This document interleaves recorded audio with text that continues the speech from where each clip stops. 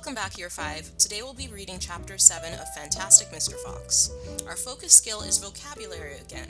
However, instead of using a dictionary, today we'll be using context clues to figure out possible meanings for unknown words while reading.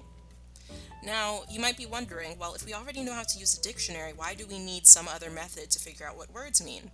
Well, let me explain. Sometimes when you're reading, you're just reading for enjoyment, and you might be, like this child is, outside under a tree, or you might be cuddled up in your bed. You don't always want to jump up and have to get a dictionary. Sometimes when you're reading, you just want to keep going. So if you use context clues, you're able to figure out roughly what a word means without having to stop what you're doing and go find it in another resource. So what we're going to do today is look at the different types of context clues that can help us to do just this. So here are the main types of context clues. Remember, context clues are just things inside of the text that you're reading that help you to figure out what a word means. The first and main context clue is a definition. Sometimes the author tells you exactly what a word means. For example, the sentence might say, Mr. Fry is an affable principal. He is pleasantly easy to approach and always friendly. In that second sentence, the author has told us exactly what that word affable means. Pleasantly easy to approach and always friendly.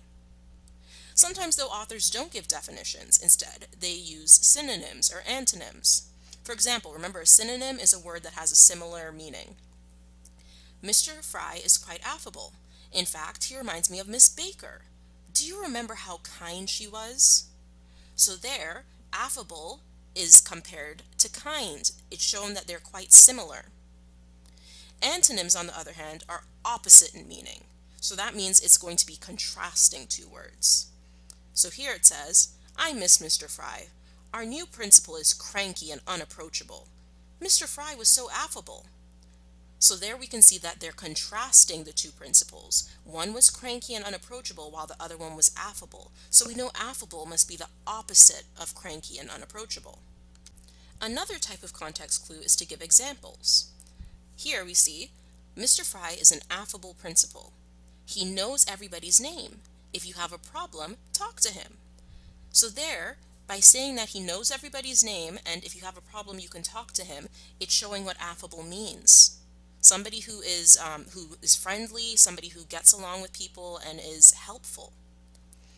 Now the last context clue is inference. You don't need to worry about talking to Mr. Fry. He is an affable principal.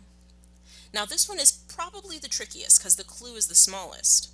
You have to understand here that if you don't need to worry about talking to someone because they're affable, that must mean affable is a good thing. And then you take it a little bit further. Okay, I'm not worried about talking to them, so maybe they're nice, they're friendly, they definitely wouldn't be mean and grumpy. So you got to piece it all together in your head when you're making an inference for your context clues. What I'm going to do now is read aloud Chapter 7.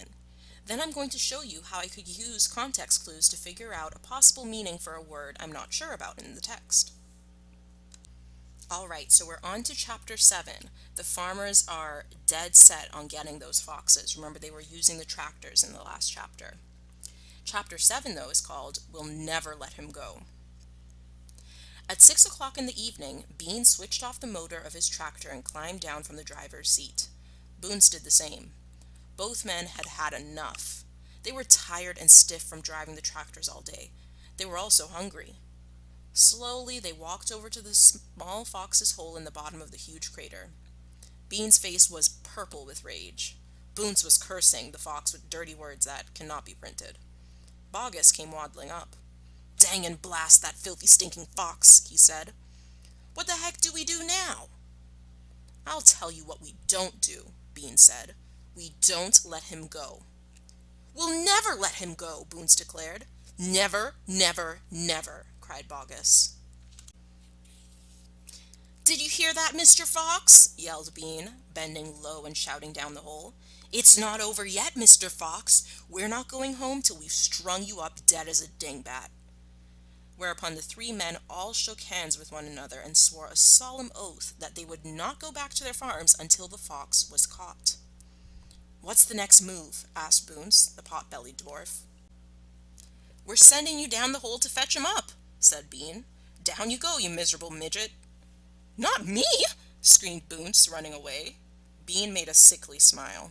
When he smiled, you saw his scarlet gums. You saw more gums than teeth. Then there's only one thing to do, he said. We starve him out. We camp here day and night watching the hole. He'll come out in the end. He'll have to. So Bogus and Boonce and Bean sent messages down to their farms asking for tents, sleeping bags, and supper. This illustration brings us to the end of chapter 7. We can see the three farmers waiting outside the fox's hole. It looks like they've put up their tents inside that big crater that they dug. I can see Bean kind of hunched over in the background with the long nose, and he has a shotgun. Bogus with his big chicken. And then, of course, Boonce, the one that's always called a pot-bellied dwarf. I can see him, too, looking like he's kind of tired and wants to go home. But I have a feeling Bean is going to make him stay. So, now back to our skill using context clues. How do we do it?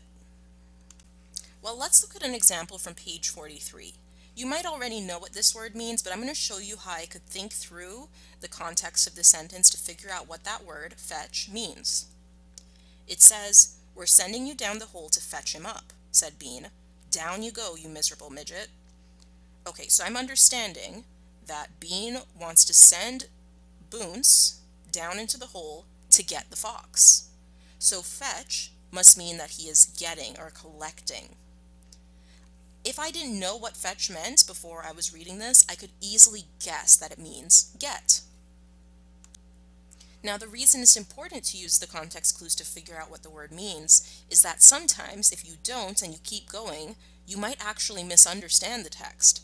Sometimes you automatically fill in the word with something that's not accurate. So you always want to go back and just reread the sentence it appears in and check, does it make sense if I replace it with this word that I already know? And if it does seem to make sense, it fits the context, then you can keep reading and know that you still understand what the text is about. Now for your independent work. Today it's a worksheet instead of coming from Fantastic Mr. Fox. It's called Using Context Clues. Instructions. Sometimes when reading we come across a word that we don't quite know the meaning of.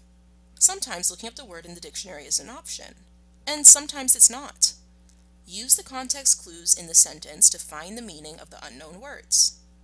So what I want you to do is read these sentences, and you have to find the word from A, B, or C that best matches the meaning of the word that's bolded in the sentence. In your notebook, you're going to copy the sentence, and you can underline the word that is focused on, and then I want you to write which word you chose that is closest in meaning to the word that is bolded. There are 7 questions like this.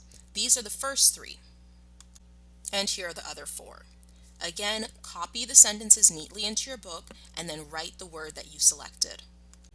When you're done, take a picture of your finished work. It should be neat and tidy, and then you'll send that to me. All right, Year 5, stay safe and I'll see you soon.